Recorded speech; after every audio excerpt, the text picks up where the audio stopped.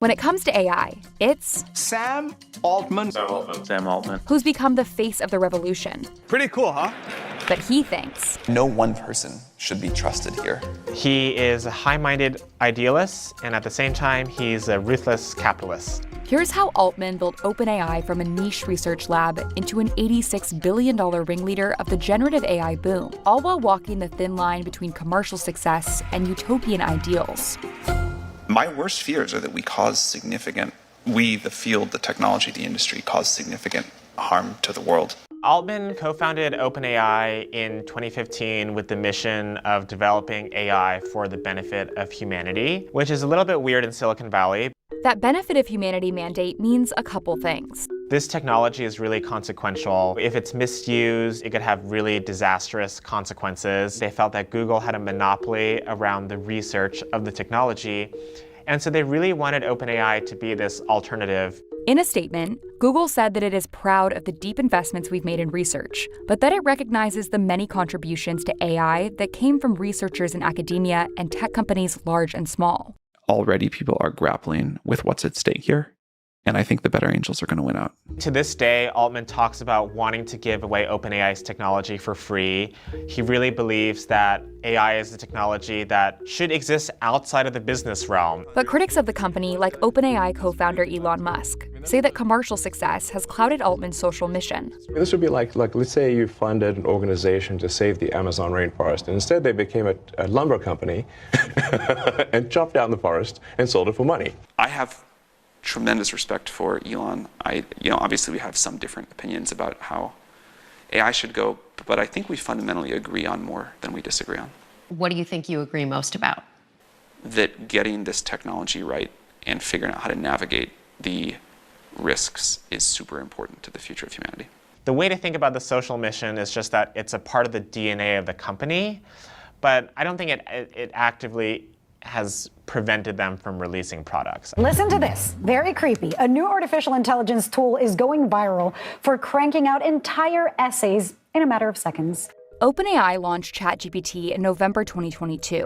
And just 3 months later, in February, it saw 1 billion visitors. When Chat-GPT was launched, a lot of people were kind of wondering why Altman was releasing a product so quickly that he felt could potentially be misused, and why he basically kickstarted this really crazy AI race where all of these companies are competing against one another and basically releasing products like within days of each other. Before releasing any new system, OpenAI conducts extensive testing. The buzz catapulted OpenAI from a wonky research lab to an $86 billion unicorn, backed by Silicon Valley giants, from Microsoft We've been partnered with OpenAI deeply now for multiple years. to Reid Hoffman and Vinod Khosla. I think that's something that OpenAI really has had to wrestle with because their identity as a startup when they were founded is like kind of these outsiders who had this sort of heroic mission of making sure the technology was developed in the right way. But now they're kind of the big guys on the block. Altman shepherded OpenAI through that meteoric rise, raising his profile along the way. The one and only person who's going to be deciding our futures. I don't think so. Altman cultivated this relationship with Microsoft and basically convinced Satya Nadella to pour billions and billions of dollars into what was at the time just a research project. And I think that's Altman's superpower. He's really good at selling a vision and getting people on board, and he knows a lot of people with deep pockets. News Corp, the owner of the Wall Street Journal, has also made a content licensing partnership with OpenAI. Altman's networking superpower was built through years of building and investing in Silicon Valley. Before he became OpenAI's CEO, he dropped out of Stanford to build the short-lived social network Looped and ran the startup incubator Y Combinator. Whenever I've helped people for no immediate benefit and with no intention of ever getting a benefit at all, time and again in my career, it has really later benefited me a lot. And he flexed that network during the biggest test of his leadership at OpenAI to date. This is a stunner in some respects, Steve. Yeah, Sam Altman is out as CEO of OpenAI. In November 2023, OpenAI's board voted to fire him, with concerns that he hadn't been consistently candid in his communications. When Chat-GPT came out, November 2022, the board was not informed in advance about that. We learned about Chat-GPT on Twitter. As part of its social mission, OpenAI was founded as a nonprofit so that the company didn't have to answer to shareholders. It eventually launched a for-profit arm, but the nonprofit board is still in charge. OpenAI is an unusual company, and we set it up that way because AI is an unusual technology. But after Altman was ousted, OpenAI's employees backed him with force. More than 90% threatened to leave unless he was reinstated and the board resigned. A lot of employees really buy into his vision. They really like working for Altman, and Altman also made them really rich. There was also a flood of support outside the company, from investors like Microsoft. We really want to partner with OpenAI, and we want to partner with Sam. And so irrespective of where Sam is, he's working with Microsoft. To other powerful Silicon Valley leaders. And I think it just speaks to the stature that he has over this industry. People familiar with the thinking said that some of the board of directors who ousted Altman also felt he wasn't being clear about the size and scope of his investments. By his own estimate, Altman and his venture funds have invested in more than 400 companies.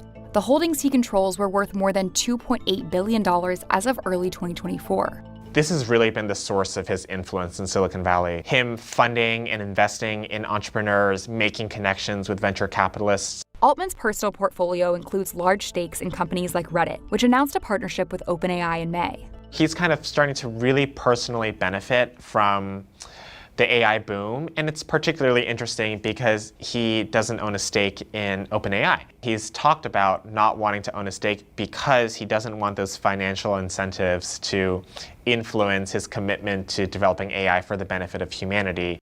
In a statement, OpenAI board chair Brett Taylor said, "We carefully manage any potential conflicts and always put OpenAI and our mission first." He added that Altman has consistently followed policies and been transparent about his investments. Altman was reinstated as CEO after a turbulent 5 days and began an overhaul of the board.